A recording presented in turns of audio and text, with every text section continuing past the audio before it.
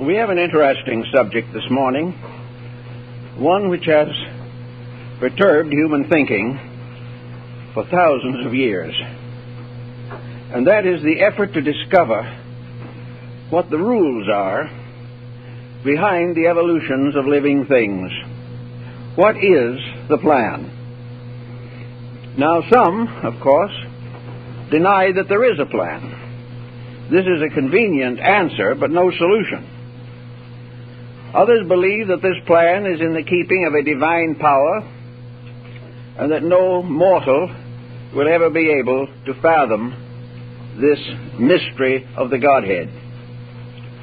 There are others, however, many devout, informed persons, who feel that while it is probably true that the ultimate and infinite answer to all questions are not available at this time, that by a careful and thoughtful consideration of the processes now functioning in nature, we can come to a pretty good approximation of the rules behind the game.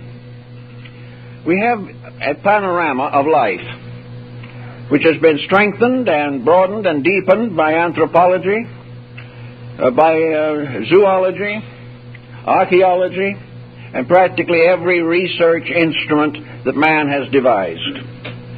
From these various sources, we derive accounts of living and life. We find how things move forward through time. We observe, perhaps, if we are thoughtful, the correlations between cause and effect. And out of a simple and quiet meditation upon what is visible and knowable to us, we begin to recognize that destiny is a pattern, not a series of incidents or accidents. The processes of destiny seemingly are continuous. They are immutable. The most important of all things is the process itself, with which all life becomes involved. The more we know about the destiny of life, the better we can cooperate with it every day. And there are some who suspect that man has been given a mind in order that he may use it to think about the reason for himself. That while most persons use the mind simply to advance some important detail of their own, behind the thinking power is the energy necessary to contemplate, at least in part, the unfoldment of this thing called destiny. We are in the same relationship with another word called fate. Now, fate has been associated with fatalism or fatalistic circumstances. And this idea that there is a fatal necessity against which we cannot revolt and which we cannot transmute or transform within ourselves has led to religious fatalism, which is particularly obvious in the faith of Islam, in which fatalism is essential doctrine. It is part of the principle upon which the faith is built. Now, fate, to the average person, has become almost synonymous with luck. Fate is something that happens for no obvious or practical reason, or the cause of it is something we do not wish to investigate.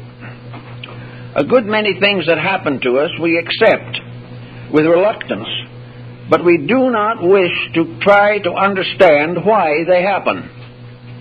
The reason we are reluctant to explore the causes of occurrences is that they would almost certainly remind us of defects in our own character.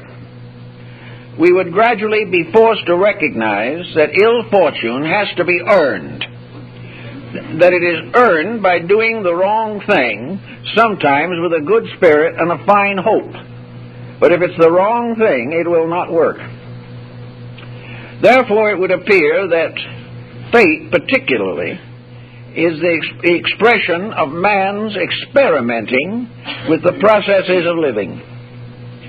Fate comes to us as a result of observing our own actions, or observing the actions of others or of nations, and observing how closely the effects follow their causes.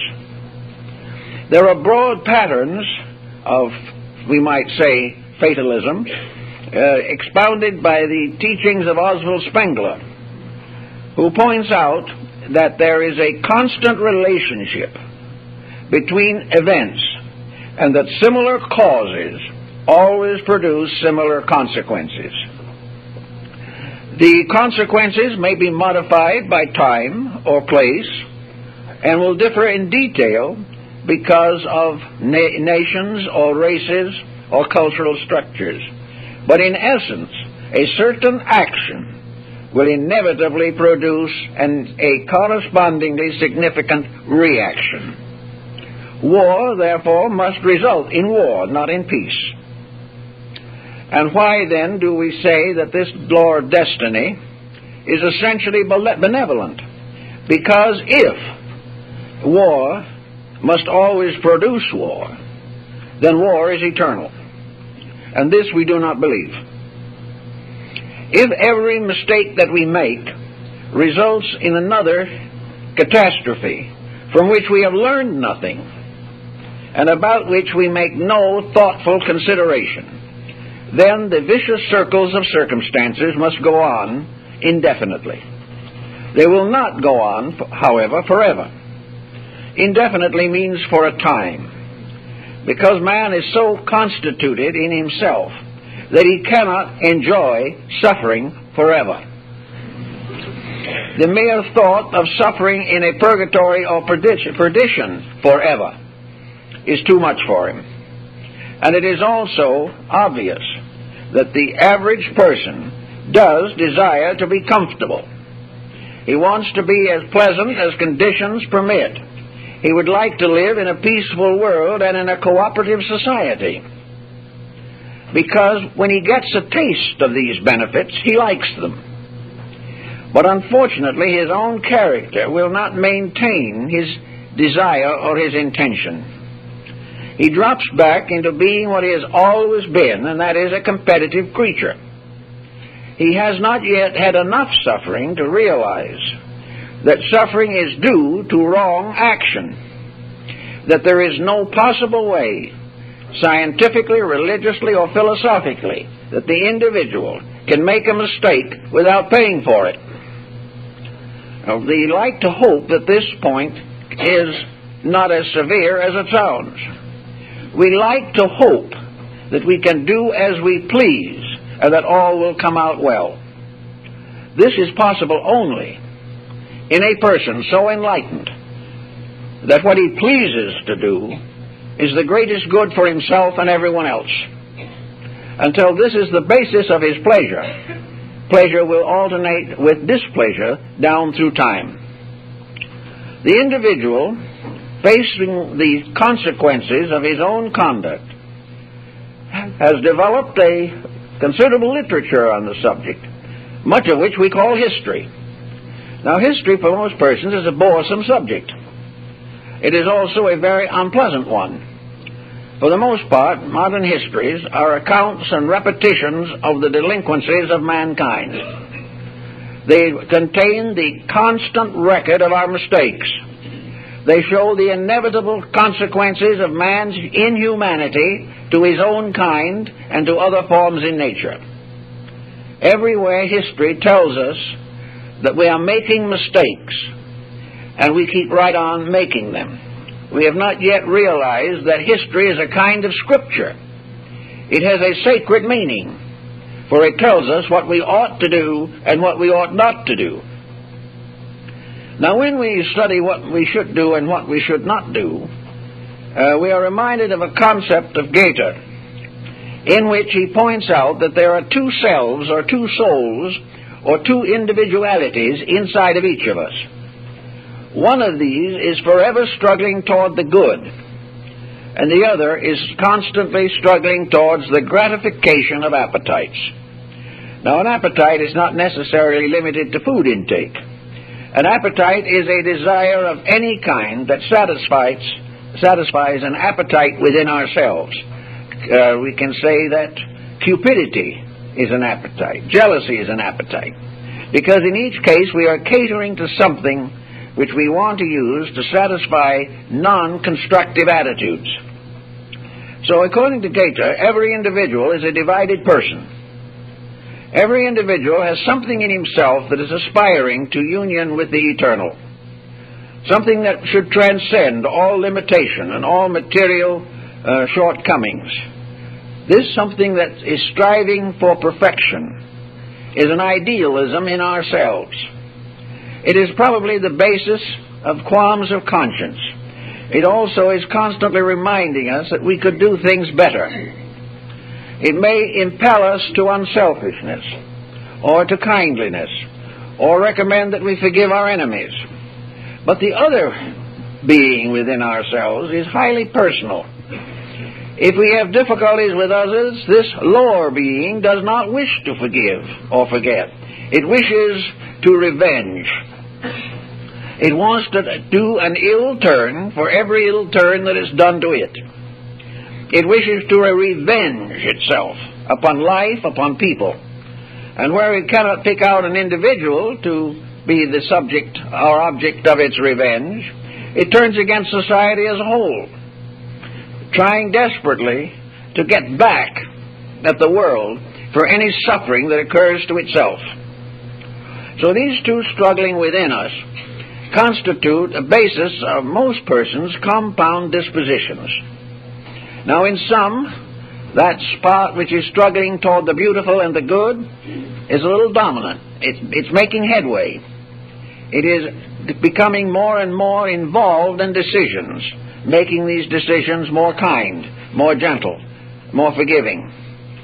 Then, when others, the other type of attitude, the negative being, is gaining strength because of disillusionments, because of frustrations, and simply because the individual is becoming more and more centered upon the gratification of his personal appetites and desires.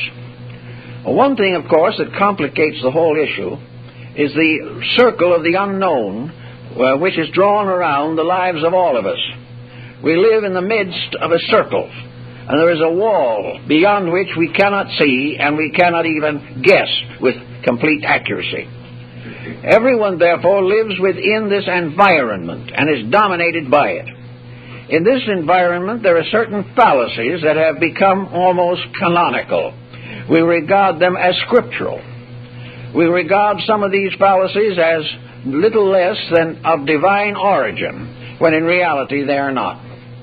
Among the fallacies, of course, is that we must build in our entire way of life upon the program for the 70, 80, 90 years of our present embodiments.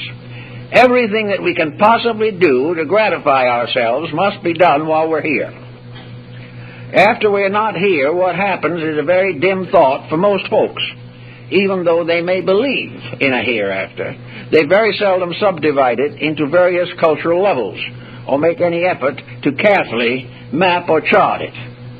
But the problem is that while we are here, we must do what we can to please ourselves. We must gratify every habit that we can gratify, fulfill our ambitions. We must also get back at our enemies. I know cases in which an individual has carried an enmity to the deathbed, and then, as a last attitude in this world, had something unpleasant to say about his enemy, and died with it on his lips. We never give up. And we feel that if someone has injured us, it is our divine right before heaven to dislike that person to the end of time. These kind of thoughts had a very serious effect upon our environment. They result in conditions that have gone on generation after generation, and we gradually take this pattern and tie it into the concept of destiny. It is destiny that certain things that happen. It is destiny that we shall go on living as we do and passing on a heritage of suffering to our descendants. We must fulfill the pattern of things as they have always been. And this brings the individual into a very sharp decision. Namely, the problem is, can he change? Can any individual really, basically, change their ways of life? There are people that tell us they've changed, and in many ways, probably they have. But change means not merely a new adjustment to a situation, It may mean to move out of that situation entirely. A change means that the individual achieves a social change by a personal one. He improves his family by changing himself and not his family. He improves his ethics by becoming more ethical rather than demanding ethics from others. He achieves a spiritual insight, not necessarily because he receives instructions, but because he experiences the importance of self-improvement. Change, therefore, is the one thing that can change the course of destiny. For destiny is the thing as it is, continuing to be as it is, and continuing to result in the difficulties associated with it until some long-range program changes it. Very few people are able to make a major change in their living while in the midstream of an embodiment. They would like to, and a few in desperation try to make a change. But now what motivates this change? What motivates the desperation that causes some people to make a major break in their pattern of living? Well, one thing is, of course, disillusionment. A way of life has failed. The individual is not happy, so he tries something else. In nearly every instance, change is brought on by suffering, disillusionment, frustration, or that the individual is unable to continue in his course because of health or financial conditions or something that requires a change in life pattern. But this is not the way it should be done. We should not wait until change is forced upon us by our own mistakes. The individual should begin to change the moment he begins to think. For every thought, every use of the mind should reveal elements of character, conduct, patterns, associations, relationships which can be improved and which therefore need to be changed from something less to something better. All of this means that change is a voluntary growth inspired by the desire to be better and not the desire to escape difficulty. It is not that we should live well because we fear pain, if we do not, but we live well because it gives us health, which is a positive achievement in itself. Whenever we grow because we can't endure our own way, then there is this grudging effort that makes no alteration in our basic morality and ethics. We are simply reluctantly giving up a bad habit that we would prefer to keep if it was not so difficult on our dispositions. We would like to make mistakes, only they become a little too painful. This results in a magnificent reformation of character. But very often this new character begins to find ways to make the old mistakes under new names. Getting around the old pattern, it starts in and repeats itself, probably throughout the rest of life. There is only one way, therefore, that destiny can be changed. Prayers to heaven to change its ways are not effective. The universe will continue, and it will do what it has always done because that is the best for all living things. The problem man has to face is how long will it take him to recognize that nature's ways are best. One of the most common defects we have today is our desperate desire to reform nature. We have a feeling that the time has come when we are empowered to instruct God how to operate.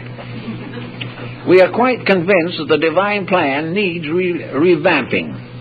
We know that at the present time there's a little difficulty about ourselves in relation to this plan. Therefore, we would like to explain to deity why we are right and he's wrong.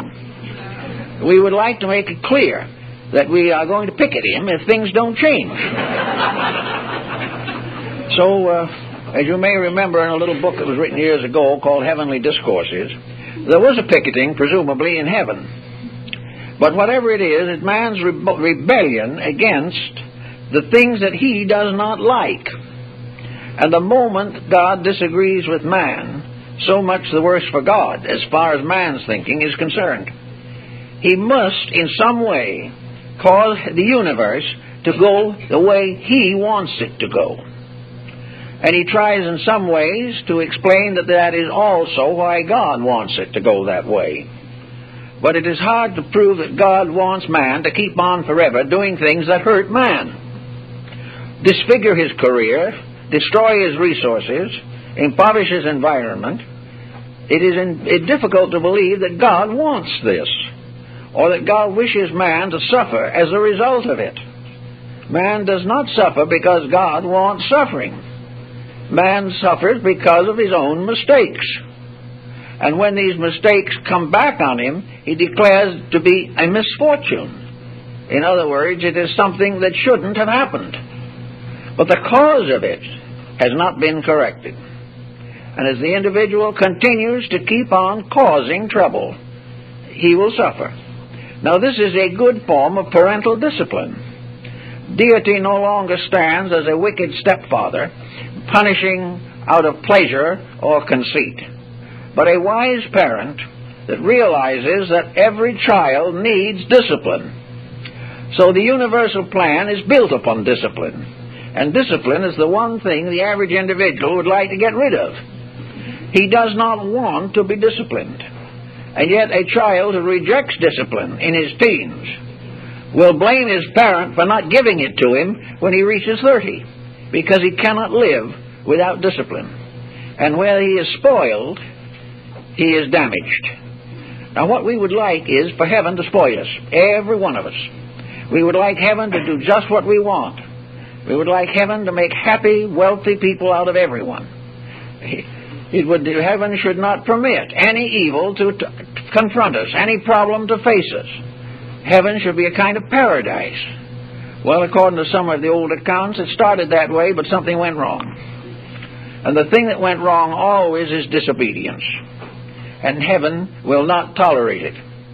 Now, heaven doesn't pick out anybody for revenge or something of that nature. Every process of nature, every moment of our own lives, we are operating within a network of laws. We only breathe because of laws. We only have bodies because of laws. We can only think because of laws. Every single action, thought, emotion we possess within ourselves as faculties or powers are all under laws. Every one of them is subject to a right and wrong use. These laws tell us that the processes will work smoothly and properly if they are not abused. If, however, we disobey rules, then a whole group of faculties go out of equilibrium. The individual who becomes a narcotics addict is destroying a whole group of law patterns which he needs for a successful life. He is damaging himself. No one is making him do it. We may say that he is beginning at a time when he's not wise enough to know what to do. He is over-influenced by others.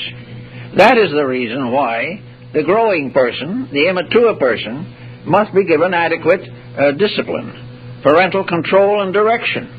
And this may be a very difficult job, and in some cases it's impossible. But where this fails, then the state has to step in and complete the discipline, because the individual cannot be permitted to live an undisciplined life and expect anything but disaster. So this is what we call destiny.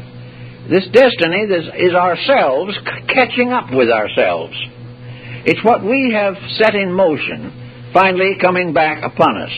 The blackbirds coming back to roost under our own eaves. This problem, then, is that destiny can be changed.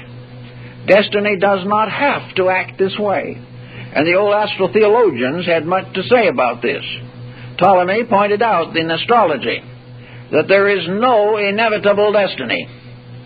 There is no way in which fatalism can be interpreted into the human process. The only thing that we call fatalism is that once we have made a mistake, we must face the consequences. No mistake, no consequences. A good action, good consequences. A corrupt, negative, or destructive action, a bad consequence. This is immutable. This is inevitable, and there is no way to avoid it. And it sometimes takes a lifetime to learn this, and it may take 50 lifetimes to learn it. We may come back again and again hating society because it will not fulfill our wishes. But someday we're going to learn the simple lesson that our happiness in the environments in which we find ourselves are the results, consequences, and harvests of our own integrities. These are the things that are important. Realizing this, then we can see what destiny really means. Destiny is unwritten in our terminology, but it is the fact that every process that exists in nature has a reason for its existence. It is part of a perfection without which nothing can be complete. The complete pattern. This is the full structure or archetype for our existence. Within this grand archetype are innumerable small ways of existence.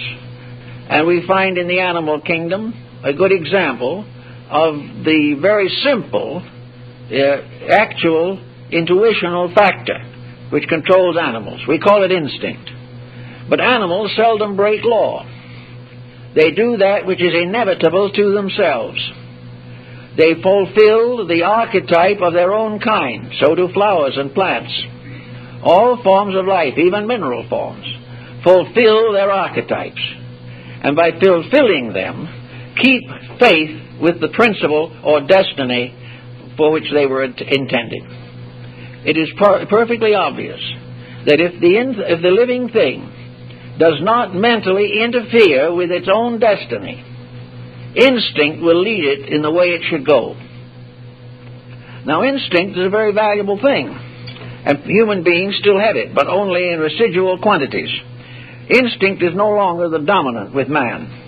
Man has been raised to another level, and it is this other level to which he belongs that makes him humanity. Man is not simply an animal standing on its hind legs. Man is a creation of itself, the creation being different from all others because it has self-determinism through the existence of mind. Mind makes the human being a species of itself, not tied to any other except perhaps in the long patterns of evolution. But as a creation today, it is unique. It is unique because it has to change from instinct to reason. It has to be guided no longer by immutable principles operating through it. Man must direct and use these resources by conscious decision. In other words, man suddenly becomes capable of fulfilling the mystery of evolution. For evolution is impossible except to a creature that is self-governing. A creature living entirely by instinct cannot be either virtuous or vice-ridden. He cannot earn something better or deserve something worse, because he is not a free agent. He is bound only by instincts within himself which he cannot resist. Man, however, is no longer so bound. He has the power to use and abuse the resources of his own humanity. He is able to make good laws or bad ones. He has the right to live according to principles or to transgress principles. He has the eternal privilege of being happy, but he also has the responsibility which makes him make himself miserable. Man, therefore, is a self-motivating being, and in his self-motivation, he is moving gradually and inevitably toward the great archetype of the universe itself, which is also a vast self-moving organism, moving exactly according to law. When man fits into the pattern as one fragment of this great creation process, the moment he adjusts to the pattern, and there is no inconsistency between his own conduct and that of the grand pattern, pain, misery, and suffering cease. These things all arise, these misfortunes, are always the result of the fact that man's conduct does not agree with the inevitable conduct necessary for the perfection of the divine plan. So having come to this realization, he begins to think how he can do it. Now everyone has certain tolerances, and we observe around us and down through history, from the very beginning, that there have always been some who sensed this mystery, who realized that they were living in a better system than they could invent for themselves, and that the most successful structures in nature are those which are built according to natural laws and are merely a specialization within natural law. Human life is a specialization within natural law. And if this specialization is by virtue of a self-resident intellect, if this specialization is unfolded properly and correctly, humanity can live in peace and happiness in a secure world indefinitely. He can live in such complete peace that he will then be able to further develop still higher resources which he cannot work with until he overcomes the common problems of daily living. They have to be overcome. They cannot be discarded. A man looking at these problems gets all kinds of attitudes about them. He has one thing, that he's always hoping that somewhere in nature the great laws will become sentimental and will pat him on the head and say, "You poor fellow, I'll make an exception in your case." We are all looking for this kind of paternalism. We are all trying to figure in some way how to escape the consequences of our own conduct in a universe where this appears to be impossible. So we have developed philosophies and ideas for evasion of our own responsibilities. We have not decided to earn our way out of our troubles. We have hoped that someone will forgive them and let us go sailing on our way in peace and impropriety. But it doesn't work this way. No matter how much we believe that we can break rules and still be happy, we are still miserable because we haven't sense enough to realize from experience that we cannot succeed in doing that which nature denies. So we have this thing called destiny, which we are working with, and destiny is just the plan. And the destiny plan, as far as we can recognize it in our own limited ability, is the perfection of all that lives. By perfection we mean that every living thing in a certain level or condition will achieve 100% unfoldment of that potential. He will go as far in the environment as this potential requires. Now, in each environment there is a different level of potential. The individual is not expected to achieve a condition suitable to a creature from a different environment. He is not expected to be better than the environment makes possible. But the environment in every case proves itself by the fact that living things gradually, through their own conduct, so discipline themselves and the environment that they achieve its final graduating mark. They graduate with honors when there is nothing in their own conduct that conflicts with the environment. There is no longer any part of man's human endowment that is not humanely unfolded. When he has to do something else on some other level of unfoldment, then that will be another time. But in order to graduate from this level of education, he must graduate because he has learned the lesson and turned in an adequate dissertation. He must have graduated because he has learned the lesson that this environment requires. And he can never learn the lesson by resenting it. He can never look upon this lesson as a hardship, a burden, or a crime, or some indication that God does not love him. The truth of the matter is that the Lord so loveth man that he gave him these problems to face. He expected the final product of the divine creative process is that the individual shall achieve integrity, that he shall come to grow into the likeness of the divine plan of which he is a part. Now fate comes in with another little contribution to this pattern. A man without any particular recognition of the law of cause and effect, many people talk about it, but very few live as though it meant anything. The law of cause and effect does have certain relationships to conduct. And when an individual makes a long-range mistake, he may at the same time cause a short-range dilemma.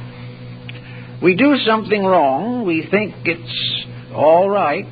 One of the reasons we think we can get away with it is because we know someone else that did, and the fellow that we thought got away from it we haven't seen in years, but we assume that he is still going gloriously on his way, when the fact of the matter is fate has probably caught up with him also by this time.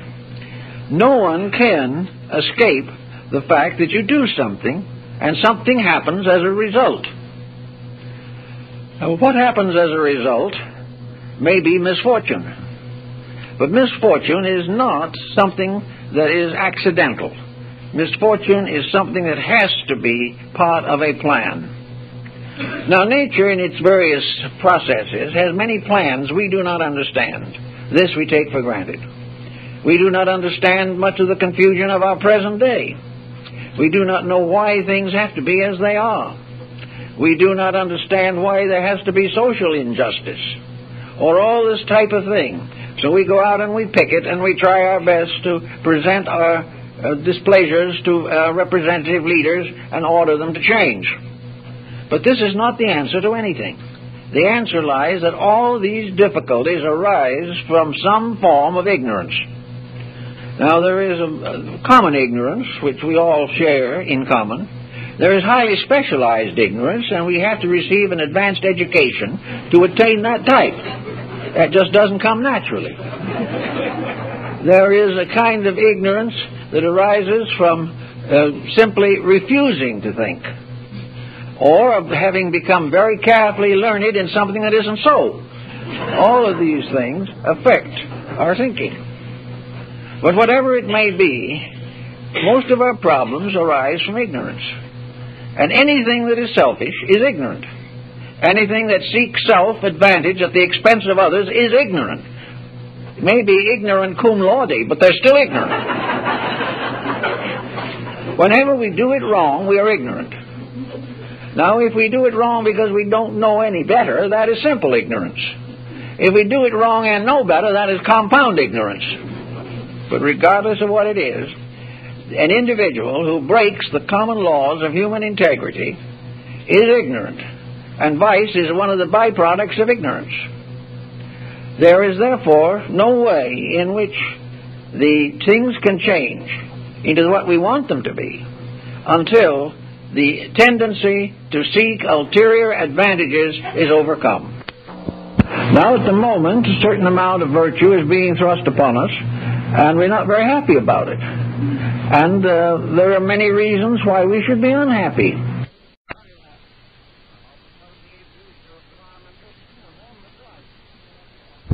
Being thrust upon us, and we're not very happy about it. And there are many reasons why we should be unhappy. We are not sure what level of wisdom or ignorance is leading all this. But one thing is certain. We have for thousands of years been wrong. We have been wrong in our basic attitudes.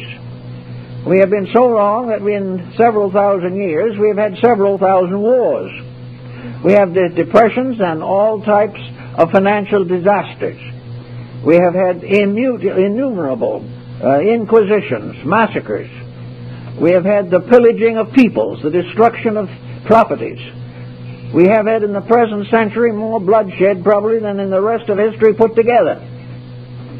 And these things are all monuments to something that is tremendously and fundamentally wrong. Now, as the mistakes get bigger and bigger, the penalties get heavier and heavier. If we do not correct these mistakes, there is no use shaking our fist at heaven or declaring that destiny has moved against us. The truth is, we have moved selfishly and self-centeredly against destiny. And this cannot be done. It seems too bad that the human being, having been given a mind, has been so reluctant to use it intelligently. He would like to use it only to advance his own cause. And he'd like to think of having a life in which he can do as he please, can think as little as possible, because that's a great strain on his nervous system, and will depend upon righteous, genuine, enlightened, and virtuous leaders to do all his thinking for him.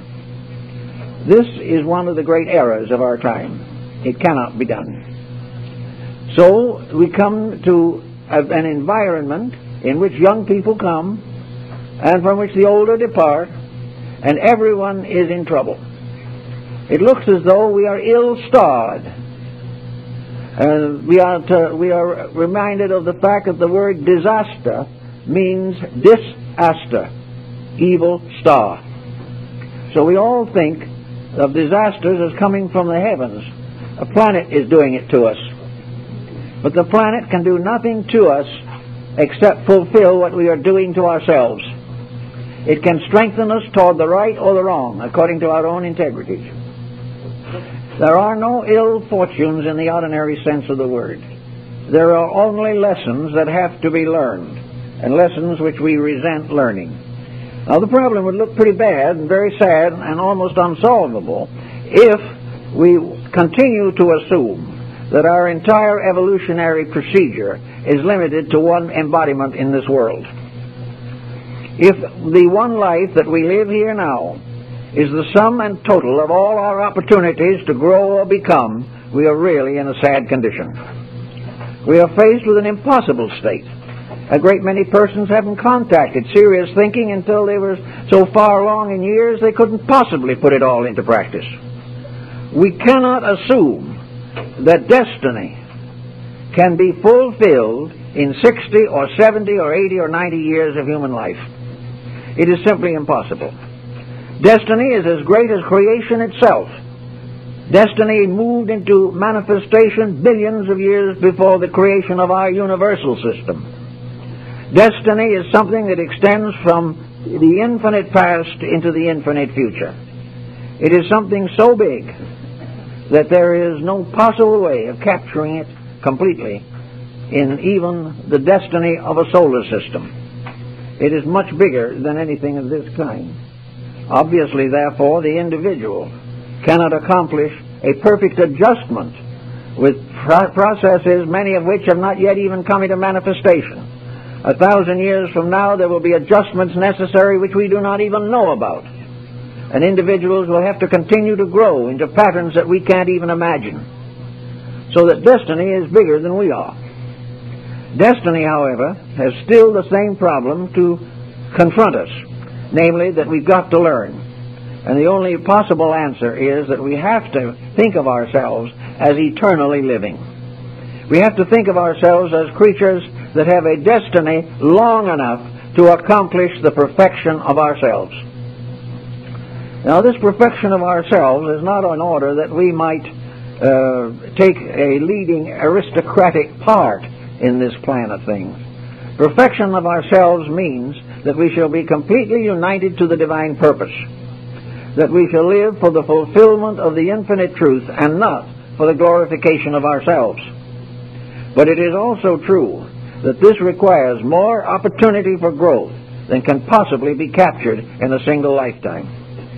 Destiny also has to step in to regulate this on account of the relationships of living things, which constantly vary and change due to the actions of human beings themselves. Therefore, if we create a war and thousands of young men and women die, children and villages and towns are destroyed, it becomes obvious that those who have perished have, in some sense of the word, been taken out of the world of opportunity to learn. They have been frustrated of their right to a life. Many of them will never have the opportunity of parenthood or maturity or the achievement of wisdom or the completion of education. And those that survive, many will starve to death or suffer from plagues and pestilences. Therefore, nature has to recognize the simple fact that in the large pattern of things, no one is deprived of anything. Therefore, the person who apparently is deprived is only deprived by our selfishness, which fortunately cannot really touch the other person. We may try our best to destroy him, but all that we do is destroy ourselves. The life of this other person will go on and be perfected and completed and fulfilled just as surely as it was cut short in this embodiment. Nature has therefore the large school, and the best we can say is that our days here are merely days in school. and that each incarnation is kind of like a term or course in study. We are going to go on into the university of the infinite. We are going to keep on learning until we have learned. And the proof of the learning is that we have perfected our own integrities and perfected our own level of moral values. There is nothing going to stop us. But because of the short range of our own perception and the limiting walls that separate embodiments so that things appear here and disappear here, we are inclined to try to find justice in each separate appearance. We might be able to do that if we had a greater degree of internal sensory development. But for the most part, we cannot. We tune in only a fragment of something. And the larger pattern of that we do not see or understand. Therefore, the fragment looks dishonest. The fragment looks cruel. It looks unkind, unfair, unreasonable. But it's because we can see only the fragment. In the large pattern of things, there is no dishonesty, no mistake. Everything is working together for the ultimate good of all that lives. It is heaven that has to decree these things. It is man who has to accept. Now, the man, as he grows older, and humanity as it becomes more mature, gains certain insights into acceptances. Thousands of years ago, there were enlightened persons, a few. Some of them were leaders of our own race and kind. Others were teachers from other realms. But there were great systems of instruction established. Probably the most important of these systems was the system of the mysteries. These were institutions that were set up under the leadership and patronage of deities, through oracles, or through sages, or through mystics, or through enlightenment and illumination. These systems had a key to the problem, and they accepted into their groups those that had a sincere desire to cooperate with the divine purpose of things. There have always been some who realized the facts, but they were few in number in comparison to the body of humanity. And those who had the facts and tried to preach them and teach them were often heavily penalized. The individual who is ambition-ridden, who is wealth-dominated and obsessed, will turn against anyone or any system which threatens his superiority or security. So most of the great teachers of humanity have been martyred or disgraced or ridiculed, and their systems have been gradually corrupted and perverted if they survived. So there has been a definite effort to block that type of thinking which would liberate the individual from the tyranny and oppression of ignorance. In some cases this has succeeded, and today as never before thoughtful persons are turning to find solutions to some of these problems. They want to live better. They are trying to. And at the moment this effort is made, there is a distinct change in the social structure of mankind. Today, probably, there is greater emphasis upon an effort to find some working solutions than there has been in the last 1,000 years. And that is because the problem is bad. The evil has come upon us. And we are beginning to wonder how we can change ourselves and thereby change our destiny. This is the answer. In changing ourselves, we change all things. An effect cannot follow if the cause has been changed, or if there is an old cause that cannot be altered. A new pattern will transmute that old cause into power for spiritual integrity rather than merely punishment. So in a long pattern of embodiment, we have the answer to the situation of the problem of fate as an evil incident, as something coming in at the moment of success to blight us, something coming in at the moment of power to cut us down. All these things are hard to understand, but they are all tied together in a concept, in a consciousness realization that is so incredible that the human mind cannot contemplate it successfully. We cannot see the interaction of millions of forces like tiny rays of light, or the magnificent vibrations radiating from innumerable and uncountable atoms. Everywhere life moving, and everywhere this movement a manifestation of an eternal law, unfolding and growing. Like the seed growing in the ground, every plant is a magnificent testimony to a divine purpose. And when we consider all the fields of the earth, each bearing its own flora, we begin to realize just a tiny bit about the infinite diversity of life. And yet this infinite diversity of life is not a mass of accidents. It is not a condition in which some strange happenstance is responsible for the situation. It is all the unfoldment of one basic principle that will go on unfolding through the end of time. It is something we've got to tune into. It is something that we've got to discover in our own ways. And we won't start by finding all the answers. We'll start by finding one answer. And that one answer will suggest a second. And gradually over a number of lifetimes we will begin to answer more questions than we will continue to ask, because we will get answers to many that now seem unanswerable. Everywhere there is a potential in the human being that is infinite. There is nothing in space that is not also within humanity. And the full unfoldment of humankind is as mysterious, as wonderful, and as glamorous as the unfoldment of the cosmos. It has to come. And we cannot find just the right words, probably, to say why did it start in the first place. It's hard to quite figure out some of these principles because we haven't got the intelligence to do it. So now comes something else into the pattern, and that something else is faith. There are things about the infinite purpose that we cannot know at this time. Therefore we have to have faith, which is indeed the realization of the reality of things unseen. But faith is more than this. Faith is the individual gaining confidence concerning the unknown by gaining understanding of the known. Faith is the gradual realization of the universal integrity of the plan. If the plan is right, then the individual has the right to have faith in it. If man can convince himself that he is a purposed being and not simply some kind of a biological byproduct, if man can realize that birth, life, death, and rebirth are great truths of existence, then gradually faith is strengthened.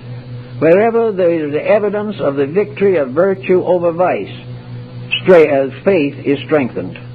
Wherever we see a divine dedicated purpose gaining support, we can know that faith is increased. Faith comes as inevitable evidence of little things that we have noticed and can notice, which give us the sense of thankfulness, the realization that in some wonderful way we are protected creatures. And faith also finally gives us a large inscription upon the wall of space, namely that while we do not know it all, what we do know tells us that what we do not know is good, that all things are essentially right, that what we do not understand, when we do finally understand it, we will find that it is beautiful and good, that we will never come to an understanding that the universal plan had evil in it. We will never be deceived that evil arises from immutable purposes, but that evil is what it appears to be, simply a reaction to ignorance, superstition, or fear. That ignorance and superstition have burdened the race forever, up to now. And fear has made us the victim of almost every tyranny imaginable. Yet all these things are illusions. The illusion is the evil. Good is the reality. But we cannot quite make the adjustment to so vast a concept. So we really don't have to at this moment.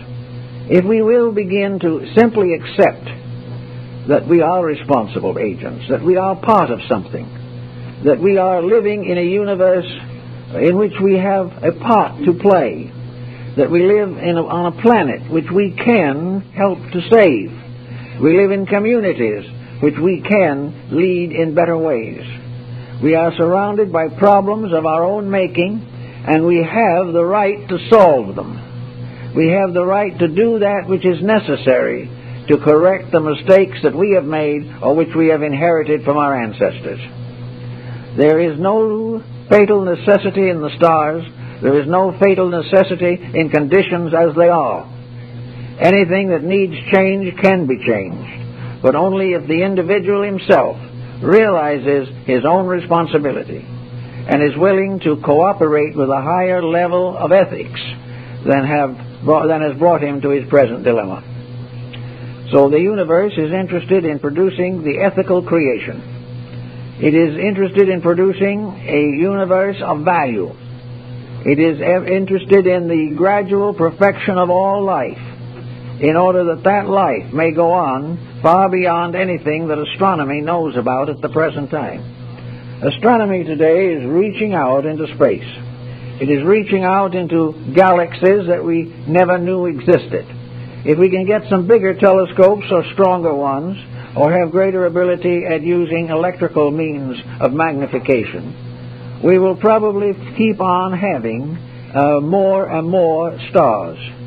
And maybe we'll finally come to the edge of the whole business. And when we get there, we will have a moment of triumph until we develop the next larger lens and discover that what we have found is only one of innumerable completenesses of life, so vast we can't even think what they are. And yet this is all on a level. This is all physical. What is behind it? Is the great universe of realities all by being objectified in stars and planets? Are all these little lights something that someone has lit in space? Or are they only symbols and evidences of a great order of life that is planted in space as trees and bushes and shrubs are planted on earth? What is the great earth that sustains space? What lies beyond all of this? What lies beyond the magnitudes and immensities of the physical existence? Science gradually getting more and more involved, but no solution yet. There is yet no solution for why these lights are there in the first place. We may count billions of stars, but why are they there? How did they get there? What is the reason for them? The ancients believed that the star-strewn heavens was nothing but a beautiful jeweled robe concealing the true structure and nature of the infinite. That the infinite is not an infinitude of stars or suns or moons. It is not an infinity of microbes either. The infinite is a tremendous reality beyond our conception. In the Bible it says that the waters which were above the firmament were divided from the waters which were below the firmament. We are now exploring that which is below the firmament. But what lies above? What is it that from which all these worlds are suspended? What is the great light that lights 100 million suns? We do not know. But we do sense that our own destiny goes in that direction. That when we outgrow the littleness that we know and have mastered the destiny we now deserve, that we are going to be part of this life that goes on beyond 100 million galaxies into a vastness which we might term eternity itself. An eternity that is not darkness, then an eternity that is not death, but an eternity that is oneness with eternal life itself. That everything that we are doing, we are growing towards something. That perhaps someday we will be gardeners in a garden of galaxies. Sometime the life and light and intelligence that is slowly growing up within us will burst forth to become 100 million suns. We do not know, but we do suspect strongly that even the smallest atom contains within it the prophecy of eternal life. We believe these things. When we get concerned with them and we try to work them out religiously and philosophically, but we have trouble simply because we are unable to understand this immensity. It goes beyond anything that we know or believe. Yet in our own way we have to cope with it. We have to find in it the answer to our own vaster perspective. That the great life, the great purpose, the great plan of ourselves is going to go on to be part of this larger mystery. Therefore, the human being has an infinite future. Most people think they've had an infinite past. and the last few years of it are not particularly appealing to them. We do not know where we came from in substance, but we know that we come here not naked, but endowed with qualities and characteristics and powers and virtues and values, very much more than we realize. We recognize that we have had a beginning elsewhere, and an ending elsewhere will be ours. In the meantime, we are good and faithful servants here if we are wise. If we are otherwise, we're in trouble. And this seems to be the burden of our present dilemma, that we are simply in trouble because we are not taking a scientific, truly scientific, philosophic, religious, or ethical point of view in relationship with the common occurrences of life. You talk to someone who has just gone through a bankruptcy, and they feel that fate is against them, that they are the victims of some disaster. Or they will say, as some have said to me, why does this happen to me when so many other dishonest persons are getting along well? The problem of the failure of things usually breaks down. There are research patterns and projects on a number of subjects which we don't know too much about, but which have a bearing upon things. And one of these is the recurrent reality of the fact that each failure is largely responsible for its own failure, regardless of anything to the contrary. There are only two kinds of failures: those that arise from inability to understand a problem or a profession, and the other is the definite effort to dishonestly exploit an honorable profession or an honorable business. It is one or the other. Either the person is untrained and unable to do the job, or having the training, they have decided to exploit the job for an unreasonable profit for themselves. Both of these difficulties exist. We try to cope with the first one through education. But how are we going to educate an individual unless we give him some reason to want to be educated? A great many today do not want to be educated. Well, they'll take it if they have to, but what they really want is a continuance of a charitable system in which the individual can have everything he needs and anything he wants without work. This is the idea of the true utopia. Utopia is idleness. Utopia is the individual who is not interested in labor. Now, we can say that we can prove by our civilization that people who do not like to work and do not work seem to succeed in many instances quite well. But then study what happens. Study the records. Go to a successful psychiatrist who is working with these people, and you will find that each individual is the source of his own trouble. Now, this we hardly like to admit, but it's healthy to admit it. And a person who has a philosophical point of view or a spiritual conviction should realize this. This doesn't mean we have to go out and hang our heads in shame. It means, however, that we must begin to search in ourselves for the causes of the troubles that beset us. And they're in there. There's something that we are doing wrong that brings this ill destiny upon us. There is something that we want we shouldn't have. There's something we desire that isn't good for us. We have not as yet the courage to do that which is best. Now, I know a good many people who are considered to be intelligent people, who are reasonably well educated, and who are comparatively successful, who have never found out that alcoholism is a menace. If anyone tries to get rid of alcohol, they will be held up as a tyrant, because every individual has the right to drink himself to death if he wants to. Unfortunately, he doesn't do this by himself always. Very often he has an accident on the freeway and kills a lot of sober people. He also has a great many problems arise gradually until his character is so deteriorated that everything that is important in his life fails. But you can't stop him. I've had a number of them come to me. In some instances where they had a pretty good philosophical background, we got pretty fair results. But where the individual didn't believe in anything, the only one thing he can do, and that is complete the job and get out of the way. But you can't change him. Now, this is an exceptional case. And we are working nationally and internationally in the effort to curb it. But just as bad, really, as alcoholism is jealousy. And it's just as cruel and just as dangerous. And yet there is not any effort really made to change it. The individual feels he has a perfect right to be jealous. He doesn't realize what it is doing to his character. He does not realize that it is just as detrimental to his ethical life as alcohol is to his physical life. But it's very hard to change him. And it is often, in the case of jealousy, very difficult to overcome his arguments in favor of jealousy. It's very hard to give a good solid argument in favor of narcotics, but it is comparatively easy to give a strong argument in defense of selfishness. Yet selfishness is as cruel as the grave. Selfishness lies behind hundreds and thousands of miserable people, yet they cannot change.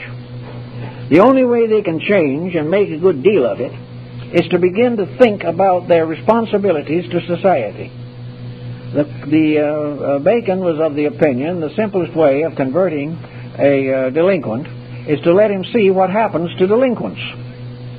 So very often we can show a person by example how selfishness or greed or jealousy or libel, how these produce misery for all involved. And sometimes you can reach them. They suddenly realize their own mistake. And then they change. The moment they will correct this fault, they will find that fate and destiny no longer burden them with the consequences of a fault that they have conquered. Now, one thing that also worries some people is that how after you have conquered a fault, we'll say, you've really made a good job of it. You've really gotten over it. Then when death comes, you lie down perhaps a little more comfortably. But what happens after that? The next time around, are you going to have the same fault again? Or have to fight it? No. A fault once corrected does not return. A fault that has been corrected by growth, by the individual becoming more than he was before, will never permit him to become again less than he is. Once the truth of a fact is driven home, it cannot be forgotten.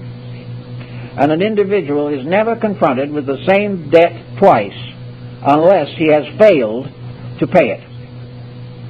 The effort to avoid it may bring it back 100 times until finally it is accepted. But it will never burden the individual but once, because he cannot correct the fault until he has outgrown it. And his growth makes it impossible for him to relapse. He can relapse from any attitude that he must or may develop, but he cannot relax or relapse from the condition of his own internal life. Once it is established, it is established. He may have other faults, but the old ones are finished. So we have to make only one great victory over a problem, and that problem then fades away. It is not like alcohol, where you can't drink again without danger of it coming back. Because when you achieve this victory within yourself, you no longer want the alcohol, and it does not come back. But willpower and self-control can break down if character has not been changed. So here we are in the midst of all kinds of situations. Here we are, children of destiny. Here we are wondering where we came from and why we're here. And yet every morning on the television or newspapers or whatever our communications with the media are, we know what is wrong and we know how it should be cured. Nearly every person listening to a program can give some advice, at least to himself, as to how the matter could be improved. We say this isn't wrong because, and we have a because. We look at these things and we find selfishness and greed and intolerance and stupidity active all over the world. We know this, but we can't really change what's happening on the other side of the planet. But we can look over this mass of mistaken attitudes and see what we can find in ourselves which take on these attitudes.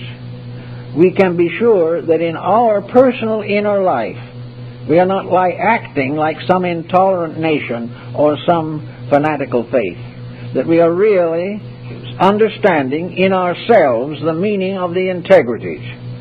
We cannot declare peace in the world, most of the time at least, but we can make peace with those close to ourselves and near us. We cannot influence other people in their various philosophies, but we can live our own as a harmless guard against mistakes and intemperances.